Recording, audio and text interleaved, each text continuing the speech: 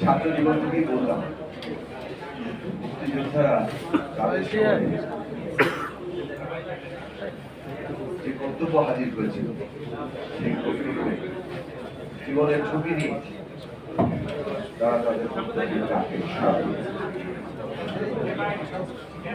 সে কারণে আমরা একটা স্বাধীন দেশ পেয়েছি, আমাদের পরিচয় তৈরি হয়েছে। এখন মুক্তিযোদ্ধারা কিন্তু আমাদের সবসময় সম্মান,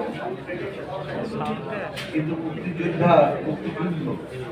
1971 সালে শেষ হয়ে যায়। মুক্তিযুদ্ধ 1971 সালেই শেষ হয়ে যায়। মুক্তির সংগ্রাম একটা চলমান, নানাভাবে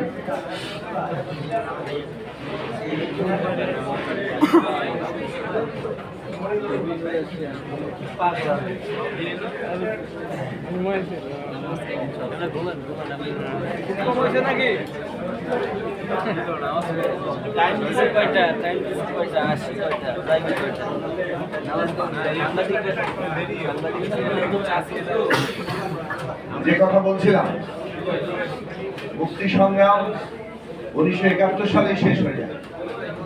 কেননা যতক্ষণ পর্যন্ত মানুষের উপরে অত্যাচার, শৃঙ্খল এইসব থাকবে, মুক্তি সংগ্রাম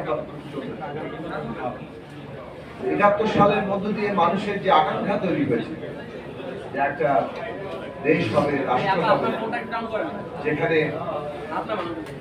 নাগরিকদের জন্য সাম্য, মানবিক মর্যাদা, সামাজিক সুবিচার প্রতিষ্ঠা হবে, গণতন্ত্র হবে আমাদের রাজনৈতিক ব্যবস্থা, সেই আকাঙ্ক্ষা পূরণ হয়নি। আপনারা বক্তব্য শুনেছেন কিভাবে অতি দ্রুততার সাথে আমরা সেই আকাঙ্ক্ষার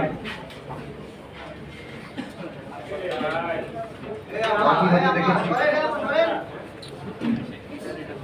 অনেক ক্ষেত্রে বিপরীত দিকে হাঁটতে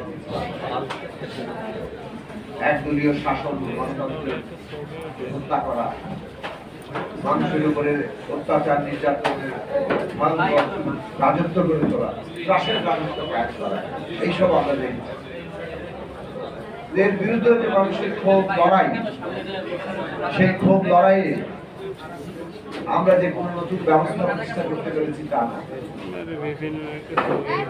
নানাভাবে চেষ্টা হয়েছে, বিক্ষোভ হয়েছে, শাসনের পর শাসন বদলেছে, সেনা শাসন এসছে, গণতন্ত্রের লড়াই হয়েছে, নির্বাচন হয়েছে, কিন্তু মানুষের চাকরিতে পরিবর্তন